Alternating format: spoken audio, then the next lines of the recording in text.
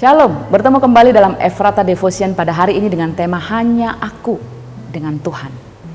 Bapak Ibu Saudara yang terkasih, pada masa pandemi ini kita banyak mendengar kesaksian beberapa orang yang terpapar COVID-19 yang harus diisolasi.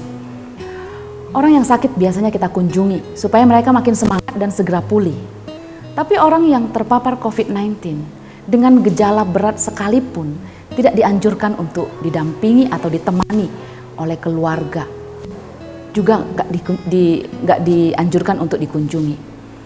Makanan, minuman, peralatan makan dan mandi mereka, ruangannya semua harus terpisah.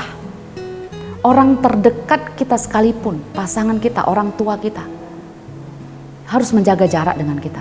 Tidak mau dekat dengan kita. Padahal saat sakit seperti itu, kita butuh mereka. Kita butuh mereka ada di sisi kita. Komunikasi pun hanya dengan telepon atau video call. Padahal kita butuh kehadiran mereka, sentuhan mereka, dan bantuan mereka ketika kita sakit. Ada beberapa yang merasa tersisih dari keluarga dan orang-orang terdekat mereka, bahkan keadaannya drop atau melemah karena perasaan ini. Nah, Bapak Ibu yang terkasih, ini mau memberitahu kepada kita bahwa ada saatnya tidak ada orang yang dapat kita harapkan untuk menolong kita. Mereka yang diisolasi di rumah sakit, perawat begitu sibuk dengan banyaknya pasien, APD lengkap bahkan tidak bisa dilihat bagaimana wajahnya. Keluarga dan orang-orang terkasih saya percaya pasti mendukung dan mendoakan. Tapi sekali lagi kita sangat butuh mereka ada di sisi kita pada saat itu. Namun tidak memungkinkan. Dan pada saat itulah Bapak Ibu, inilah yang disebut hanya ada aku sendirian. Orang yang berjuang untuk sembuh dengan Tuhan saja. Tidak ada orang lain. Hanya aku dengan Tuhan. Bapak Ibu Saudara yang terkasih, hidup kita tidak ditentukan oleh dosa atau kesalehan orang lain. Hidup kita tidak ditentukan seberapa banyak orang yang ada di sekitar kita. Tapi hidup kita ditentukan oleh hubungan pribadi kita dengan Tuhan. Karena hubungan kita dengan Tuhan ini menentukan cara hidup kita, cara pandang kita, cara kita merespon berbagai hal. Apa yang kita tabur itu yang akan kita tuai.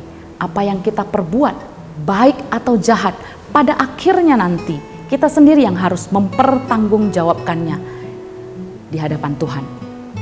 Seberapa banyak pun orang yang mendampingi kita, yang ada di sekitar kita selama kita hidup, pada akhirnya kita harus menghadapi sendirian. Itu sebabnya Bapak Ibu, kita jangan mau ikut-ikutan.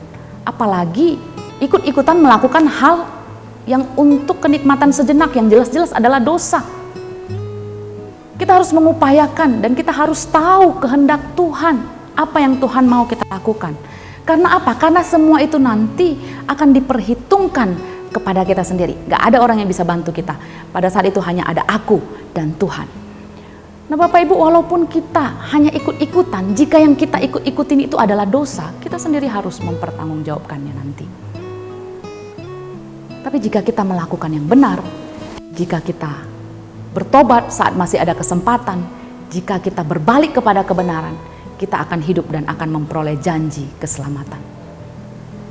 Gantung pada jeripaya iman suami, istri, atau orang tua kita, masing-masing kita harus hidup dalam kesungguhan pribadi kita dalam Tuhan. Yeskil 18 ayat 20b berkata, orang benar akan menerima berkat kebenarannya dan kefasikan orang fasik akan tertanggung atasnya. Sebab itu Bapak Ibu yang terkasih, upayakanlah hidup berkenan bagi Allah. Bangunlah dan perkuatlah relasi dengan Allah selagi ada kesempatan. Buanglah durhaka dan perbaharui hati kita dan roh kita. Agar saat hanya ada aku dengan Tuhan, saat tidak ada yang dapat kita harapkan untuk menolong kita, pada saat itu ternyata kita didapati dalam keadaan yang berkenan kepada Tuhan dan layak menerima janji berkat-Nya. Mari kita berdoa. Tuhan, kami saat ini terus berdoa supaya kami punya kekuatan, supaya kami punya relasi yang lebih dekat lagi dengan Tuhan, supaya kami bisa mengerti kehendak Tuhan. Agar pada saatnya nanti ketika hanya ada aku dan Tuhan saja, aku berkenan bagi Tuhan. Tuhan mampukan aku, Tuhan mampukan kami dalam setiap hidup kami terus mengandalkan dan melakukan kehendak Tuhan. Terima kasih Bapa, ini doa kami. Dalam nama Yesus kami berdoa. Amin. Tuhan berkati kita, shalom.